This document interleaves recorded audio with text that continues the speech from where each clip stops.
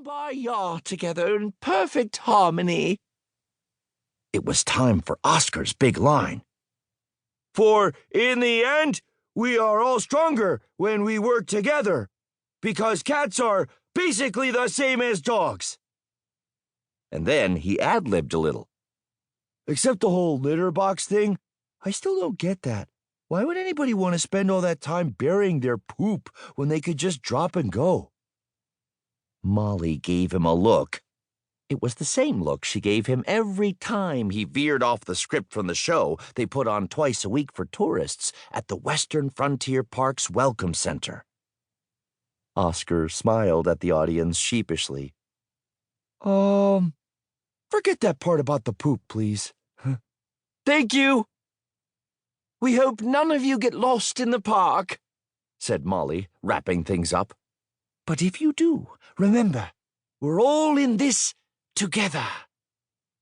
She threw up her arms and basked in the spotlight, waiting for the audience to clap and cheer and shout, "Brava!" But they didn't, except the seal in the front row. They'll flap their flippers for anything. Unfortunately, the dogs in the auditorium were snarling, and the cats were grumbling. Oscar's tail drooped between his legs when he heard the sour reaction, because he knew what was coming next. The questions. Oh, how he hated the questions. Chapter 2.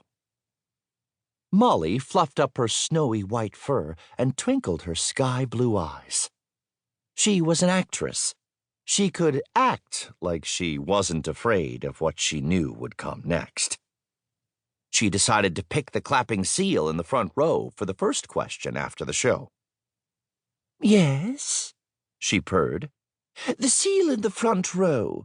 Do you have a question?" "Yup, yup," said the blubbery seal, slapping his slippery flippers together.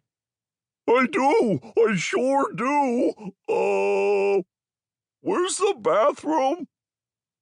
Molly gave the seal a withering look.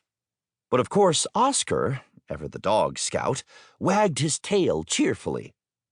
"Oh, I know that one," he said. "It's outside. Anywhere outside. The bathroom is just, outside." "Thanks," barked the seal as he quickly waddled out of the auditorium. Now there was nobody in the audience except cats, dogs, and a pair of hungry raccoons who were both rummaging for snacks upside down in the garbage cans at the back of the auditorium. Several angry paws shot up. Okay," said Molly. "Since nobody has any questions." "Sure they do, Molly," said Oscar, trying to be helpful. "See all those raised paws? That means they all have questions, even though we don't really want to answer them after what happened during our last Q&A.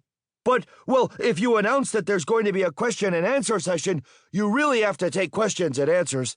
Well, you only take the questions. You give the answers. You could also just answer the questions. That'd work, too." Molly rolled her eyes. Her wilderness survival partner was babbling. Oscar babbled a lot when he was nervous. He probably even had a Dog Scout merit badge in babbling. "I got a question, little kitty," snarled a dog with floppy jowls. Stringy white drool was dangling from both corners of his mouth. "Who says dogs and cats have to dwell together in peas and harmonicas?" Molly fluttered her whiskers. That's not what we said." The dog ignored her. "I don't want to be sitting in a pile of peas with a bunch of dang cats blowing on a harmonica. When I come to Western Frontier Park, I want a cat-free campground and a dogs-only dining hall, like we had back in the good old days before you two got all lost and helped each other and all that other malarkey I'm sick and tired of hearing about on TV." "It's peace and harmony, sir," Molly explained as sweetly as she could. "Peace